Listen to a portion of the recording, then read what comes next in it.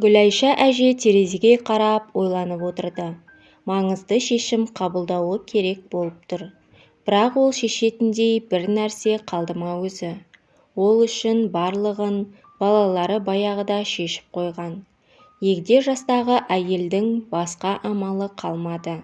Олар оған соңғы шешім өзіңізде, бәрін сіз қалағандай жасаймыз, деді. Бірақ балаларының қаржылық қиындықтары бар. Оларға көмектесуі керек. Иә, қалай көмектеспейді? Ол олардың анасы ғой. Гүлайша қатты күрсінді. Заттарымды ақырындап жинай беру керек. Тек ең қажетті заттарды ғана алуға болады. Ал қалғанының бәрі осында қалады. Содан кейін қалған нәрселердің бәрі көзден ғайып болады. Оның осы уақытқа дейін жинаған барлық дүниесін, жиһаздарын, ыдыстарын қоқысқа апарып тастайды. Ал үйді басқа адамдар сатып алады. Балалары Самал мен Қанат оған былай деді. Егер сіз бізбен бірге тұратын болсаңыз, онда өзіңізбен бірге тек киімдеріңізді ғана алыңыз. Ал фотосуреттері бар альбомдарымды, менің тоқыма тоқитын жіптерімді қайтемін? Маған керек көптеген заттар бар. Мен мұның бәрін қалай қалдырып кетемін? Мен оларды тастай алмаймын, деді Гүлайша әже. Қызы Самал оған наразы түрде жауап берді. Жоқ, анашым, тек ең қажетті заттарыңызды алыңыз. Көп дегенде 2 чемодан ғана болсын. Өзіңізбен бірге ескі құсты заттарды алып қажет емес. Бізде мұның бәрін сақтайтын көп орында жоқ. Гүлайша әже өзі үшін маңызды нәрселердің бәрінен бас тартуы керек екенін түсінді. Әрине, мұның бәрі балалары үшін маңызды емес. Соған оның көңілі түсті. Самал мен Қанат заттарын жинауға 1 апта уақыт берді. Содан кейін олар үйді сатады. Егерде ақша мәселесі болмағанда, аналарының үйін сатпас еді. Оларға ақша қатты қажет. Сондықтан олар оны үйін сатуға көндірді. Балалары оны далаға тастамайтындарын, олармен бірге тұратынын айтты. Бірақ олар әлі кіммен тұратыны туралы нақты шешім қабылдаған жоқ. Олар егде жастағы әйелді көшеде қалдырмаймыз деп сендірді. Гүлайша әжеге кіммен тұратыны маңызды емес, тек балалары оны далаға тастамаса болғаны. Гүлайша әже 1 апта бойы үйін ақтарып, қажет болып қаладау деген заттарын жинады. Бұл үйдегі әр нәрсе өткен өміріндегі естеліктерді есіне түсіреді. Гүлайша әже үшін өміріндегі құнды заттарымен қоштасу қиынға соқты. Ол 2 сөмкеге керек киім-кешектерін толтырды. Ал тағы 1 сөмкеге 1 жаңа төсек орын тысы мен фарфор ыдыстарын салды. Бұл төсек орын тысын сатып алғанына бірнеше жыл болды. Бірақ ол оны ешқашан қолданған емес. Гүлайша әже бұл заттар балаларына керек болады деп ойлады. Ал фарфор ыдыстар өте әдемі болды. Сондықтан ол оларды тастауға қимады. Балалар бұндай әдемі заттарды алудан бас тартпайды деп ойлады. 1 аптадан кейін Гүлайша әжеге балалары келді. Анасының көп чемодан жинап қойғаны Самалға ұнамады. Мен сізге мүмкіндігінше аз ғана керекті заттарыңызды ал деп айттым ғой. Иә, мен тек қана қажет болатын заттарымды ғана алдым. Ал 3-ші чемоданға сендерге керек заттарды жинадым. Онда төсек орын тысы мен әдемі фарфор ыдыстар бар, деді Гүлайша әже. Самал анасына қарсылық білдіріп, жауап қайтарғысы келді. Бірақ бұл ойынан айнып қалды. Жарайды, 3 чемоданды да алып кетейік, деп жауап берді ол. Гүлайша әженің үйі ендігі қаланың сырт жағында қалып, ол жерлерге енді ғана ақырындап көп қабатты үйлер салынып жатқан болатын. Оның үлкен жер учаскесі болды. Үйді сатып алған адам бай кісі екен. Содан соң ол жерге 2 қабатты үй салды. Үйді қиратып тастады. Енді ол жерде бір кездері Гүлайша әженің тұрғанын еске түсіретін ештеңе болған жоқ. Құрметті тыңдарман, менің видеоларымды 74% адамдар каналға тіркелмей көреді екен. Өтінемін, еңбегімді бағалаңыз. Каналға тіркеліп, әңгімені соңына дейін тыңдаңыздар. Тілі жоғалған ұлттың өзі де жоғалады. Қазақша каналдардың көбеюіне өз үлесіңізді қосыңыз. Гүлайша әже қызының үйіне көшіп келді. Қазір ол керемет пәтерде тұрып жатыр. Оған бұрын Самалдың күйеуінің кеңсесі болған бөлмені босатып берді. Күйеуі бұған қатты наразы болды. Бірақ Самал одан бөлмені босатып беруін өтінді.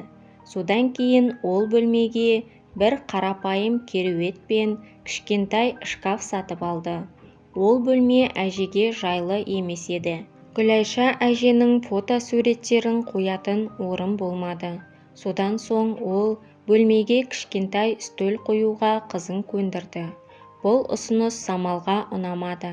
Бірақ бәрібір ол бөлмеге кішкене шкаф сатып алды. Сізге үстелдің керегі не? Жазу жазайын деп пе едіңіз? Онсыз да көзіңіз дұрыс көрмейді. Енді мүлдем соқыр боласыз ғой, деп Самал ашуланды. Гүлайша әже қызына төсек орындысы мен фарфор ыдыстар салып әкелген чемоданын берді. Қызы оны алды, бірақ оған ештеңе деп айтпады. Содан кейін Гүлайша әже ол үйден бұл төсек орындысы мен ыдыстарды көрмеді. Қызы оны үйіне қоймады. Әрине, ол чемодандағы заттардың қайда кеткенін сұрады. Бірақ қызы оған ашуланып жауап берді. Анашым, сіз мені өзіңіздің бітпейтін сұрақтарыңызбен шаршатып жібердіңіз. Мені жайыма қалдырыңызшы. Сіз берген чемодан сыйлықтарыңызбен бірге қоймада жатыр. Мен сізге төсек орындысы керек емес деп айттым ғой. Ол ескі төсектісі баяғыда қоқысқа кететін зат қой. Алмаған фарфор ыдыстар қажет емес. Қажет болса, кейін оларды Қанатқа берерсіз. Уақыт өте келе Самал мен күйеу баланың қарым-қатынастары нашарлай бастады. Оған әйелінің анасы үнемі үйде болатыны ұнамады. Сізде бір үнемі аяққа оралғы боласыз да жүресіз, деп Самал содан соң анасына ашулана бастады. Кейін ол ағасына қоңырау шалып, анасын аз уақытқа алып кетуін өтінді. Ол да сенің анаң ғой. Екі үйде кезек-кезек тұрсын. Енді сенің кезегің. Сондықтан оны өз үйіңе алып кет, деді ол ағасына. Қанат бұған басында наразы болды, бірақ келісті. Енді Гүлайша әже ұлының үйіне көшті. Ал оның пікірін ешкім сұрамады. Балалар ол үшін шешім қабылдады. Қанаттың әйелінің мінезі онша жақсы емес еді. Оған да енесінің қазір олармен бірге тұрып жатқаны ұнамады. Ол оны ас үйге кіргізбеді. Қонақ бөлмеде де теледидар көруге рұқсат бермеді. Гүлайша әже үнемі өз бөлмесінде отырады. Ал ол бөлмеде теледидар жоқ. Ол ұлынан өз бөлмесіне қоятын теледидар сатып әперуін өтінді. Анашым, о не дегеніңіз? Сіздің бөлмеге теледидар сатып алуға менде артық ақша жоқ. Мен одан да сізге тыңдайтын радио әкеліп берейін. Өтінемін. Сәрсенкүлді енді ашуландырмаңызшы. Ол сізге үнемі шағымданады, деп Қанат анасына жауап берді. Неге ол маған шағымданады? Мен оған ештеңе демедім ғой. Кеше жай ғана маған шай беруін өтіндім. Сонда ол маған айғайлай бастады. Мен жай ғана шай ішкім келген. Қанат анасына ештеңе деп жауап бермеді. Тек қабағын түйді. Сол күні ол әпкесіне қоңырау шалды. Самал, біз бірдеңе істеуіміз керек. Менің әйелім ашуланып жүр. Анам үнемі аяғына оралғы болып жүр. Оны қарттар үйіне орналастырайық. Самал ашуланды. Иә, сенің ойлап тапқаның осы ма? Ол үшін ақша төлеу керек екенін білесің бе? Сен төлейсің бе ақшасын? Жоқ, мен төлемеймін. Оған төлейтіндей менің шашылып жатқан артық ақшам да жоқ. Оны келіп алып кет. Мен одан шаршадым. Ол ас үйге аруақ сияқты кіріп алып жүреді де қояды. Содан соң біз оған бір нәрсе қарыздай, бізді бірдеңеге кінәлап тұрғандай аянышты жүзбен қарайды. Мен қазірдің өзінде қатты шаршап кеттім, деді Қанат. Жоқ, мен оны әкете алмаймын. Ол онсыз да менімен бірге біраз уақыт тұрды, ал сенімен бір ай ғана тұрды. Одан да оны қайда апаратынымыз туралы ойланайық. Көшеге тастамайтын шығармыз. Ол не дегенмен де біздің анамыз ғой, деді Самал ойланып. Егер мен басында бәрі соншалықты қиын болатынын білгенде, анамның үйін сатуға ешқашан келіспес едім, деді Қанат. Иә, сен ғой бірінші болып ақша керек деп жылаған. Сол кезде неге бірден ойланбадың? Анамыз бәрібір бір жерде тұру керек қой. Мен саған басында оның әлі тың екенін, әлі ұзақ өмір сүретінін, бізге салмақ салатынын ескерттім емес пе? Деді Самал. Жақсылап ескертуің керек еді. Мен бұлай болатынын білмедім, деп Қанат күрсінді. Ағасы мен қарындасы ешқандай бір шешімге келе алмады. Сондықтан Гүлайша әже әлі ұлының қолында тұрып жатты. Қарт әйел енді ғана балаларына мүлдем қажет емес екенін түсіне бастады. Оны бұл өмірде ешкім жақсы көрмейді, керек те қылмайды. Ол балаларына үйді сатуға рұқсат беріп, үлкен ақмақтық жасады. Енді онда ештеңе де қалмады. Тіпті баратын жері де жоқ. Ол өзінде бар нәрсенің бәрін жоғалтты. Қартайған шағында бағып-қағып өсірген балаларына да қажет емес болып шықты. Гүлайша әже бұрынғы үйінің жанында тұратын көршісіне баруға шешім қабылдады. Қанат пен әйелі үйде болмады. Сондықтан ол ешкімге ескертпей, сөмкесін алып, автобус аялдамасына жалғыз өзі барды. Егде жастағы әйел ол аймаққа қандай автобус баратынын білмеді. Бірақ ол аялдамада тұрған адамдардан сұраймын деп шешті. Ол телефонын үйде қалдырып кетті. Бәрібір оған ешкім қоңырау шалмайды. Оны ешкім іздемейді. Жақсы адамдар оған қандай автобус баратынын айтып, көмектесіп жіберді. Содан соң ол межелі жерге аман-есен жетті. Ол өзінің ескі үйінің орнына енді не тұрғанын көргенде дем ала алмай қалды. Ол жерде енді керемет сарай болды. Сырты үй көрінбейтіндей етіп, биік қоршаумен қоршалған. Бұл жерде бір кездері егде жастағы әйел өмір сүргенін еске түсіретін ештеңе болған жоқ. Гүлайша әженің көзі жасқа толды. Мен соншалықты не істедім? Қай жерде қателестім? Балаларымның осындай тас жүрек, қайырымсыз болып өсетіндей, олардың тәрбиесінде қандай қателік жібердім? Оның басы айналып, үйдің биік қоршауына сүйенді. Бір кезде ол бір наразы дауысты естіді. Әй, бұл жерде не істеп жатсың? Демалатын басқа орын таппадың ба? Маскүнем неме, бұл жерден тез кет. Әйтпесе мен қазір полицияға қоңырау шаламын. Сені келіп алып кетсін, деді. Егде жастағы әйел басын көтергенде оған қабағын түйіп қарап тұрған ұзын бойлы жас жігітті көрді. Кемпір оған ештеңе деп жауап бермеді. Бірден қолын қоршаудан алып қаша жөнелді. Сол кезде ол бір тасқа сүрініп құлап түсті. Ол қатты айғайлап жіберді. Гүлайша, бұл сен бе? Бұл не қылғаның? Неге жүгіріп келе жатсың? Көзіңе қарап жүрмейсің бе? Бұл оның бұрынғы көршісі Махаббат болатын. Ол әйелге тұруға көмектесті. Бақытымызға орай Гүлайша әжеге ештеңе болмады. Тек аяғын ауыртып алды. Оған жүру ауыр болды. Маған сүйен, мен саған көмектесемін, деді Махаббат әже. Ол әйелді өз үйіне алып келді. Гүлайша әже ақсаңдап қалды. Аяғы аздап ауырып тұр.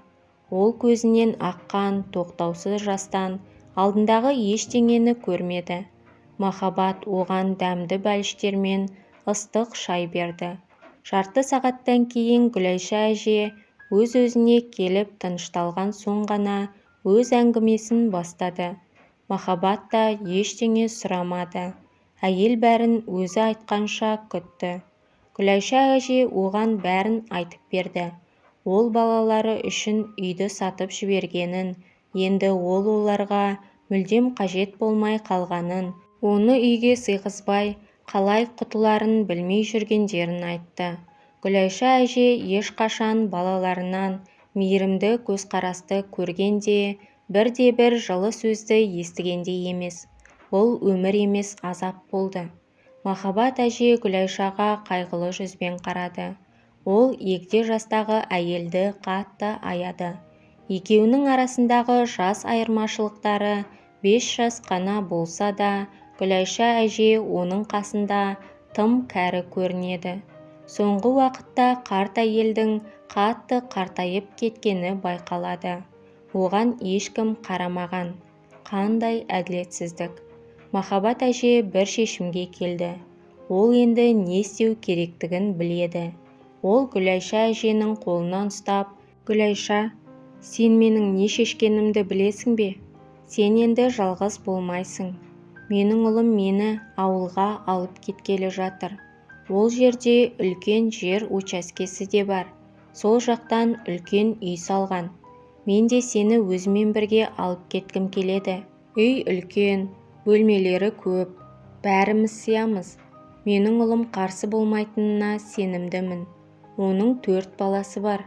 Сен екеуміз немерелеріме қарап, оларға көмектесеміз. Мүмкін зерікпес үшін бау-бақшаға да қарармыз. Адам қартайған сайын керексіз болып қалудан қорқады екен. Біз ол жақта артық болмайтынымызға сенімдімін. Оның әйелінің мінезі жақсы, үлкенді сыйлайтын, жақсы тәрбие көрген қыз. Ол өте мейірімді, мені ешқашан ренжіткен емес. Менің көңіліме қарап, жағдайымды жасап, асты-үстіме түсіп отырады. Ол менің тезірек көшіп келіп, олармен бірге тұрғанымды қалайды. Айт енді, менің бұл ойым қалай? Саған ұнады ма? Мен бәрі жақсы болатынына сенімдімін. Қаласаң балаларыңа менімен бірге ауылға кететініңді айт. Олар бәрібір біздің бұл ойымызға қарсылық білдірмейді деп ойлаймын. Күләйша әже көршісінің сөздерін мұқият тыңдады. Махаббаттың айтқан сөздерінен кейін енді бәрі жақсы болатынына сене бастады. Оған Махаббат балаларыңа айтып ескертейік дегенде, егде жастағы әйел басын шайқады. Жоқ, мен балаларыма ештеңе айтқым келмейді. Олар менің қайда екенімді білмесін. Мен олардың енді мен туралы білгенін қаламаймын. Егер мен жоғалып кетсем, олар қуанбаса, қайғырмайтынына сенімдімін. Олар мені қатты ренжітті. Күләйша әженің көзі тағы да жасқа толды. Махаббат әже оны жігерлендіру үшін иығынан қағып, жарайды, жарайды. Сен қалай десең солай болады. Енді жыламашы. Мен қазір ұлыма қоңырау шалып, бәрін айтып беремін. Ол менің бір ауыз сөзімді жерге тастамайды. Бізді ешқашан жалғыз тастап кетпейді. Арада 3 ай өтті. Қазір Күләйша әже Махаббат әженің отбасымен бірге ауылда тұрып жатыр. Әйелдер жақсы тіл табысты. Махаббат әженің ұлы мен келіні оларға жақсы қамқорлық жасап жатыр. Махаббат әже оларға Күләйшаның қандай қиын жағдайға тап болғанын айтып берді. Олар оны қуана-қуана қарсы алды. Егде жастағы әйелдер балаларға қарасып қолғабыс етті. Олар үйдің алдына неше түрлі гүлдер отырғызды. Енді Күләйша әже күлімдеп жүретін болды. Балалар оны да өз әжелеріндей көреді. Енді оның көңілі тоқ, жүрегі тыныш. Енді ғана бұл өмірде адамдарға керек екенін сезінді. Махаббат әженің келіні 2 әйелге де жақсы қарады. Ол оларға бірде-бір рет қабақ шытып қарап, қарсы келген емес. Күнде неше түрлі дәмді тамақтар дайындап, тәтті шайын беріп, бәрі арқа-жарқа болып отырады. Ол керемет дана әйел. Күләйша әже өзін жалғыз қалдырмай, қамқорлық жасаған бейтаныс жандарға өте риза. Әрқашан олардың тілеулерін тілеп, батасын беріп отырады. Енді ол бақытты болды. Кейде ол өзінен алыс жерде тұратын, оның қайда екенін білмейтін балалары туралы ойлайтын. Олар оны ендігі өліп қалды деп ойлайтын да шығар. Ол олардың қас-қабақтарына қарап, балаларына масыл болып отырмағанына қуанышты болды. Махаббат әже оған бірнеше рет өзінің қайда екені туралы балаларына хабарлауды ұсынды. Бірақ ол айтқанынан қайтпады. Өзін керек қылмайтын балаларын көргісі де келмеді. Бірде Махаббат әже Күләйшаның қызының қайда тұратынын біліп алып, бірақ оған ештеңе айтпай, оның қызымен анасы туралы сөйлесуге өзі келді. Самал анасының әлі тірі екенін естігенде қатты ашуланды. Керемет, бұл кемпір ешкімге ештеңе айтпастан үйден кетіп қалып, енді ол басқа адамдарға масыл болып өмір сүріп жүр ме? Біздің жағдайымызды неге ойламайды? Бір хабарласып, жағдайының жақсы екенін, қайда тұрып жатқанын айтса болады ғой. Біз мына жақта жұмысымыздан қалып, оны бірнеше күн іздедік. Махаббат әже ашуланды. Бірнеше күн ғана ма? Сендерді біреу балам дейді-ау. Сендер қандай адамсыңдар өздерің? Жоқ, сендер адам емессіңдер, хайуансыңдар. Ол сендерді бағып-қағып өсірді. Ештеңесін аямады. Енді қартайып, дымы жоқ болған соң, керек емес болып қалды ма? Мен бекер келген екенмін. Сендер адам емессіңдер. Ерте ме, кеш пе, бұл жасағандарың алдыларыңа келеді. Ата-анасы разы болмаған адамға Құдай да разы болмайды. Махаббат өзін жаман сезінді. Үстіне кір жұғып қалғандай сезімде болды. Ол Күләйша әже оның қызымен кездескені туралы айтқан жоқ. Бәрібір де қарт әйел балаларына қажет емес еді. Олар тіпті оның қазір қайда тұрып жатқанын, жағдайының қалай екенін де сұрамады. Одан да Күләйша әже енді қалған өмірін ауылда, жақсы адамдардың ортасында өткізгені жақсы. Қызының қандай жағымсыз сөздер айтқанын білмей-ақ қойғаны дұрыс. Соңы. Құрметті тыңдарман, егер әңгіме ұнаған болса, лайк басып, каналға тіркелмеген болсаңыз, тіркелуіңізді сұраймын. Және де әңгіме тыңдағанды жақсы көретін таныстарыңызбен бөлісіп қойыңыздар. Мені қолдайтын әр оқырманыма мың алғыс.